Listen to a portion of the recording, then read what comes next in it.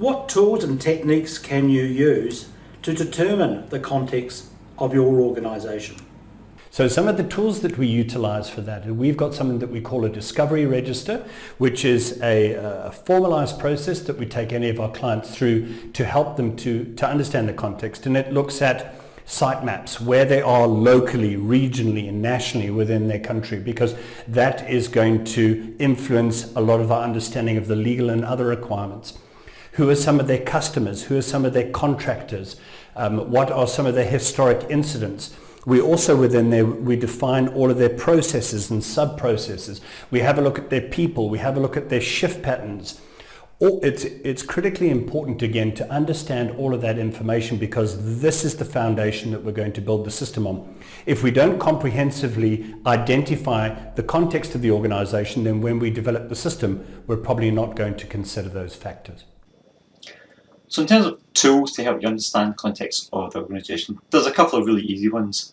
You can always do the good old-fashioned SWOT analysis, so strengths, weaknesses, opportunities and threats. And that's really good, and you can get people involved in that. I quite like the PESTLE analysis is a really good tool. So that's where we look at the political, the economic, the social, cultural impacts, the technology impacts, legal impacts and ecological impacts, because it gives you a really good framework to make sure you put everything in boxes and you think of all the things that you want to think about. And again, you can do it the same as SWOT analysis, you can get people involved in doing it. So yeah, PESTLE analysis would be my preferred technique. You can use things like SWOT analysis, Pareto analysis. You can use Porter's 5 forces, which helps you understand your competitive environment. All these things can identify your internal and external issues that are going to help you achieve your goal. Additionally, by undertaking stakeholder analysis, you can identify the people that are involved, the people that are going to help and hurt you from achieving your goal. Undertaking these things gives you a good grounding to work out what your objectives and targets will be. There are heaps of different tools available that you can use. You can go back to basics as simple as an Excel spreadsheet. You can use different types of graphs and things. Me personally, one of the things I use as examples when I'm speaking to clients is to do a SWOT analysis. It has, again, it's another one of those tools that has positives and negatives. It is quite old-fashioned, but I still think it's pretty good.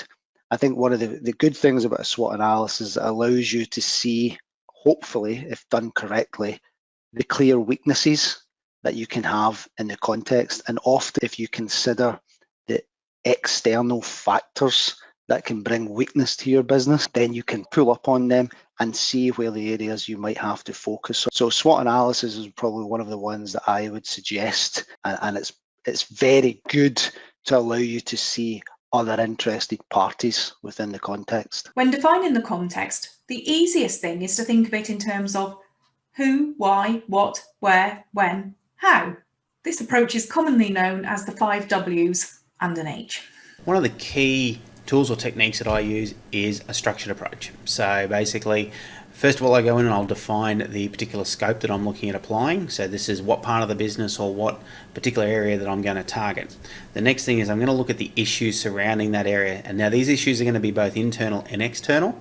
And whilst I'm identifying those, I'm actually going to find the stakeholders that are relevant to those issues as well, and see what they think and see how they would apply against that particular issue. Now, the last thing you can do is actually use some of the structured tools. One of the ones that I know of is called PESTLE, P-E-S-T-L-E, and I always have to look this up to make sure I don't miss it. It's political, economic, social, technological, legal, and environmental. So it just takes you through a process of thinking along those particular topic lines when you're identifying these issues. All right, so as I said, a lot of businesses do this without really actively thinking about it, but it's one of those ones that when you challenge them, it's not easy for them to come up with answers. So I often say, let's sit down and talk about all the external factors which may influence the organization. So it's a good chance to do it in your management review meetings or any planning meetings that you might have. As far as where you sort of put it, you might put it in, for example, a quality manual at the start, a bit of a blurb about how we do things, those sort of impacts and external and internal factors. I also put it into my risks and opportunities registers as well, and they'll have a separate section for external and internal impacts which affect the context. Simple tools and techniques you can use to assess the context of your organisation. We really advocate with our customers, really just build that into your monthly management meetings at a senior management level, your OHS committee meetings, your operational meetings as well. That's a really good top-down approach. It's simply a very time-effective approach. We're discussing these things, particularly where we're discussing it at a senior management level. We can then make decisions about how to support that with resources and actions and authorisations needed as well.